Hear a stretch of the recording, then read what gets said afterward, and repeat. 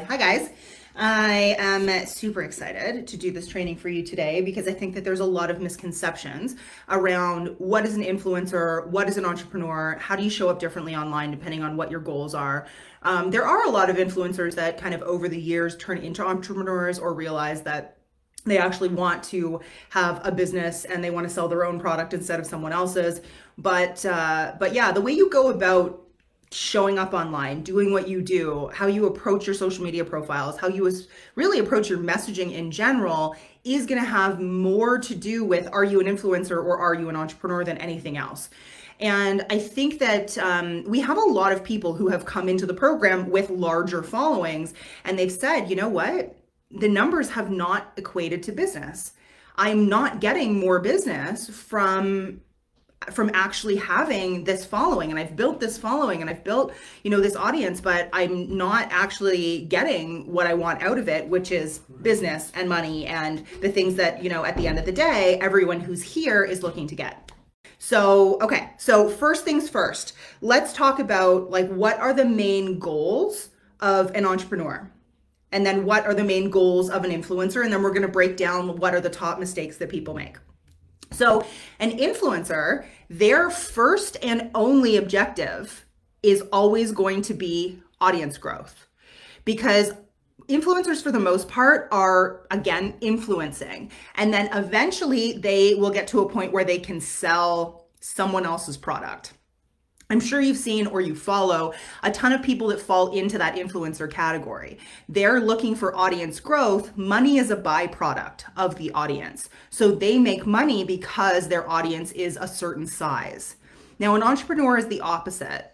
The goal of an entrepreneur is money first, and then the audience growth or the audience the audience growth or the growth in terms of that person's influence happens as a result of what they're doing to make money.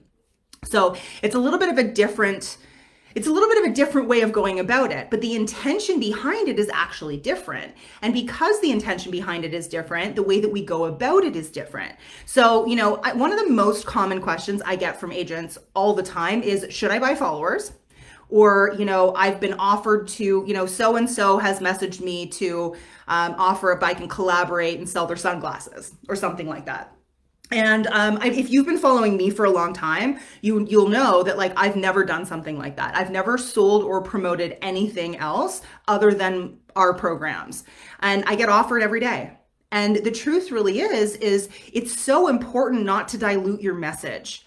There are tons of influencers out there who that's what they do. That's how they make their money. You can make great money being an influencer, but it's not actually going to equate to money for you for your business.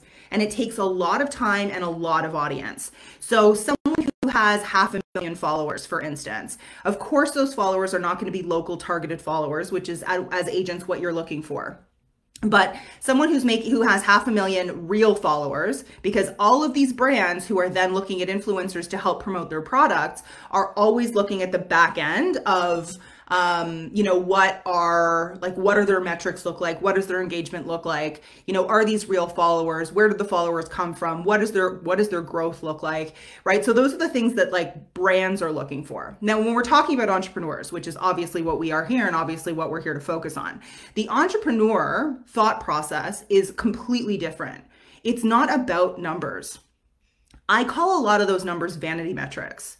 Because at the end of the day, it doesn't matter if there are people who go through the listings lab and with 1,500 followers build $1 million business. And then there are people who come into the listings lab with 8,000, 10,000 followers, and the followers aren't great quality followers. And then what ends up happening is they actually can't convert any of those people because they're not high quality people into actual business. So the most important thing when we're thinking about audience growth or we're thinking about anything to do with social media is how we actually are approaching it. And the way that you want to approach it with as an influencer is just to be fun, be funny, have people build an element of trust with you so that basically what brands are doing is they're using a transfer of trust, right? So if you are, a fitness influencer, and just so that you know, influencers have to niche down too. There's no just kind of influencer unless you're Kim Kardashian, right? So every influencer, as well as every entrepreneur, also needs to niche down into a specific demographic. So let's say that you're a fitness influencer. A fitness influencer is going to be able to share and sell products that are fitness related. So shakes, workout programs, things like that. And then over time, what a lot of them end up doing is creating their own fitness coaching business because they realize that it's a hard grind to sell someone else's product. Now, from the entrepreneur side of it, or specifically for the real estate agent side of it, you really want to be thinking about the fact that like this know, like, and trust factor is even more important, because at the end of the day, you're kind of selling yourself. You're selling a service. You're not selling a product, and it has nothing to do with, I think really the mistake that a lot of people make is they don't build that back end trust. So, I had a guy the other day who emailed me back from one of my automated emails and said, I totally disagree. Business is business. What I do on my weekends or what I'm doing any other time in my life has no bearing on my clients. Now, sure, that person may be able to build a business of a certain type, and there's a certain type of person that will resonate with that. But at the end of the day, you have to remember how human beings buy and how human beings choose. And we choose emotionally, or we buy or make decisions emotionally before we make them logically. So really what we're doing with the psychological side of like what we teach in terms of like the social media, the 9 types of content, all of that stuff. If you haven't watched any of the trainings in the unit section of this Facebook group and you don't know what I'm talking about, go back and watch those. There's, I think, 14 trainings in there. You'll get a ton of value from that. But the reason why we teach it the way that we teach it is because the end result is different. This is not only about audience growth. I would rather you had a tiny audience that is engaged, that works with you consistently, that refers friends and family and all of that. And then you had a huge audience of people who really don't care what you have to say, or that aren't real followers. Now, when we think about the algorithm, and I've explained this a lot of times in a lot of these videos, but it's super, super important. So the way that the algorithms work is they're going to show your content or whatever you put out there to a small number of people. And then what happens? Those people either engage with you or they don't. They either like your content or they don't. Now, when you have a whole bunch of random followers who aren't local and who aren't, really having anything to do with really what you do, and we all have some of those followers, and the best thing to do is actually try to remove them. But these random followers that are overseas, that like their accounts aren't even in English and like things like that, like you don't want those followers because they're not going to engage with your content because your content's not going to be relevant to them. So then what ends up happening? They don't engage with your content. Facebook or Instagram or whatever platform, TikTok, whatever platform you're using is going to make the assumption that your audience doesn't like this content, and it's going to bury it. And then all of a sudden that piece of content that could have been an incredible piece of content is gone. And it's just not going to be resurfaced, and not very many people are going to see it. Now, if you have if your audience is incredibly engaged and relevant, and even if it's small, if it's the right audience, then what happens? Then your content actually gets seen by, the first 10%. The first 10%, because they're relevant, is going to like it, share it, comment on it, all of that stuff. And then what happens is the algorithm's going to pick that up and say, okay, so her audience or his audience likes this. So they're going to show it to the next round of people. And then they're going to like it and comment and share it and save it and all those things. And then it's going to go to the next set. That's why you have certain pieces of content, I'm sure, that you posted months ago that still every once in a while pop up and people are still liking it. And then you have other pieces of content that, maybe you posted and you got a handful of something and then it just kind of died. That's the reason why. It's because the way that the algorithm works is they're basically just seeing what content your audience likes. The reason why the algorithms are built this way is purely because the goal of every single platform is to keep you on that platform as long as possible. If you've watched The Social Dilemma, I haven't watched it. I can only assume what it's about. This is going to be part of it, a part of what they talk about, right? It's the addiction to the social media platform. And what they're trying to do is make sure that you aren't having people leave the platform because your audience isn't liking your content, and you're basically like boring them, or they're disinterested in what they're seeing in their feed. Your feed is literally the drug. It's the kryptonite. It's the thing that keeps you coming back. And so what they want to do is make sure that what they're putting in your feed based on the algorithm is exactly what you want to see, what's relevant to you, and what you want to engage with. I hope that makes sense. So when we're thinking about it as the difference between an influencer or an entrepreneur, the entrepreneurial side of it is that the end result or the end goal is money, is profit, is, you know, a deal for a realtor. So really, like, the 9 content types that we teach may not actually work for an influencer, not in the same way, because they don't have to have the same authority. They don't have to, and really, like, what they're selling are much lower ticket things. They're selling sunglasses and protein shakes and, you know, things like that. You know, even if you're like a travel influencer or something like that, like, they're promoting resorts and hotels and experiences. Whereas with you, it's actually a whole other level of what you actually have to build. The idea behind it is you are essentially selling yourself and your services when there's a lot more competition out there, right? There's a lot more people who can technically do what you can do. Or there's also all of the iBuyers and you know, the purple bricks and things like that. And so what we're doing is we're competing against so many other entities than an influencer is. You know, I have certain influencers that I've followed for years, and I feel like I know them. They're really great at building that like and trust factor, but it's not the same thing as the way that you need to build it in terms of like an actual service or an actual business. Okay, so it's a very different kind of authority, because that basically what we're doing is so much higher ticket than what an influencer is doing. So let's talk about some mistakes that agents make. The first one is that they don't actually share the back end of their lives. That's incredibly important, okay? You have to share everything. You have to share everything in your life as content. And I don't mean everything like you had a bad day, you have to share that. I'm just saying that, like, your personal background, your family, things you're interested in, your personal beliefs, your personal philosophy, your personal stories, those are important. Those are part of the know, like, and trust factor. You're not a lawyer. And I know that happens all the time where people are like, well, you know, people don't haggle with their lawyers. You're not a lawyer. At the end of the day, you're not a lawyer, and you're not a doctor. And I know that, you know, realtors, we want to be seen as like high professional, high respected as an industry. But the truth really is that we're not really there yet. And just because we want to be doesn't mean we are. So the most important thing that we have to remember is the human to human factor of this business is the key and the most important part.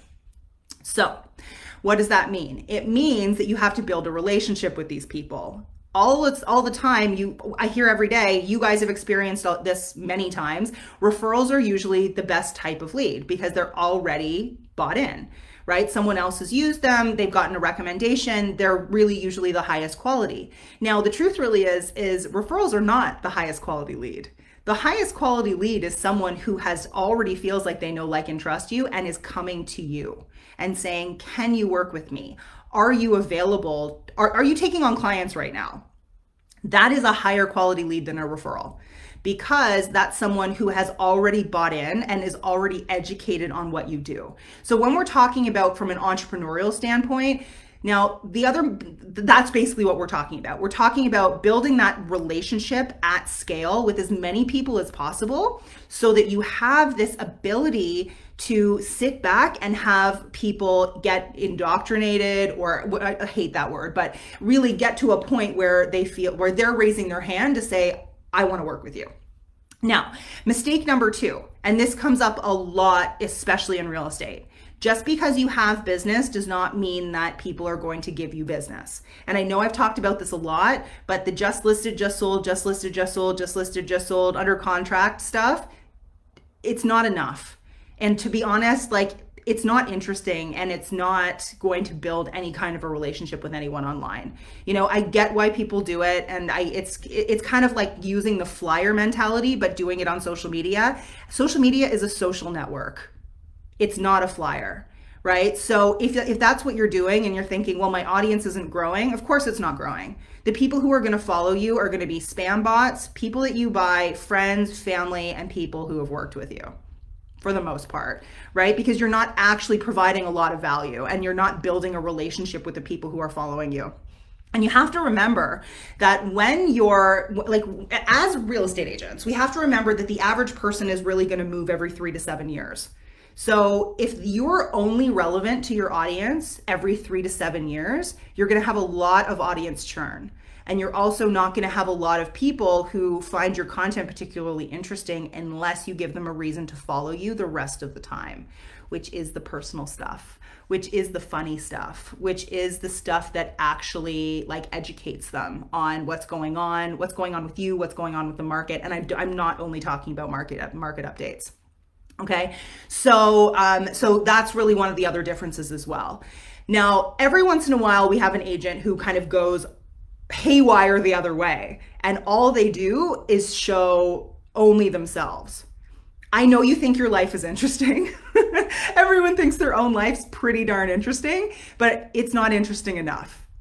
And unless you are really, really pushing the influencer side of things, you know, what you had for like what you eat for every meal, not super relevant to your audience. But if you show that every once in a while, that's okay, right? Because it is part of the behind the scenes. It's just that you also have to have that authority content. You also have to have that, you know, that process solution. Like, what is it that you actually do for your clients? So the 3 buckets that, again, I'm going to say over and over again, the 3 buckets that you guys actually need are your personal bucket, your authority bucket, and your social proof bucket. Now, when I say social proof, I do not mean just it listed, just sold. I mean case studies, testimonials, and PR. Okay, so this is all about giving people every single thing that they need in order for them to say, you know what? I've seen your stuff. I feel like I already know you. Let's do this. When can you come list my house? And the other thing that we want to keep in mind, I have been talking all day, and I was driving in the car and singing at the top of my lungs today. So, okay. So the other thing that we want to keep in mind is, you know, at the end of the day, it's the deal, it's the client, it's the conversion that actually matters and is the metric that matters. So you can have we do have someone in our program who has, I think, 13 or 14,000 followers, but they're legitimate, real followers. So she gets a ton of business, but it took time. It took time and nurturing and, you know, working on that. Social media is a huge part of her lead generation strategy, and that's why it's worked so well. So really what I really want you to know is, don't go after only the followers. Right? I get people all the time who are like, how do I get more followers on Instagram? You create better content, right? You create shareable content. I mean, yes, I have trainings and up the yin yang on how to actually grow like a relevant audience, but really the simplest answer is, if your audience isn't growing, it's because your content's not being shared. Your content's not being shared, and it's because it needs improvement. And sometimes the growth is going to be slow, sometimes it's going to be fast. Now, the fastest way to grow your audience is PR. Hands down, all the time, no questions asked. If you get high quality public, like media attention, PR attention, those people, what you're doing is you're leveraging all these other audiences, and you're bringing them back to yourself. So that is, if you want audience growth, instead of going out and hiring some bot, which is just going to end up like honestly wrecking your account. Lots of people I've worked with who have gone and bought some bot trying to grow their audience, and they have to restart their accounts from scratch because Facebook or Instagram shuts their accounts down. So that's the other thing that you want to remember is it's unbelievably important that it's the quality of the audience that really matters. Okay? Are these people your ideal client base? Are they people who are actually going to work with you? Are they people who are engaging with your content? So it's more than just, you know, beautiful pictures. If you're an influencer, you can get away with really beautiful pictures and a one-liner. It happens all the time. If you follow any like really beautiful travel accounts, which I suggest you do because they're gorgeous, but there's these beautiful couples who are in Bali at a resort, and it's, you know, a day, the caption at the bottom is a day in the life, you know, with like hashtag the name of the resort, but they have 1 million followers. The truth really is that those photos that they took them 3 days. They took the photos, they edited the photos, they lightened the photos, they probably spent like an entire day hand touching that photo, and they're getting paid to post that photo. Now for you, it's very different. Our images, it doesn't matter how great we are at photography, our images are not going to do that. The images of homes that you post out there are not going to do that. People go on social media to interact with other people. So if you post a photo of a home, and I know Jamie Swale, if you're in this group, you probably know him. He's tested this extensively. He would post a photo of a home, and then he started posting photos of himself in front of the home. The engagement went up like crazy. That one little change in an image where you add yourself as a human being will change your engagement like crazy. People don't engage with photos that don't have faces in them. Okay, so that's important to remember. Now, when you're actually writing content is not a bunch of hashtags and a photo. It's not an infographic. Guys, if you're using infographics, please stop. They just, you know, I know that it takes time and I know that it takes effort, but it comes across to the consumer as lazy, because it's literally just taking an image and throwing it up there and asking them to interpret it.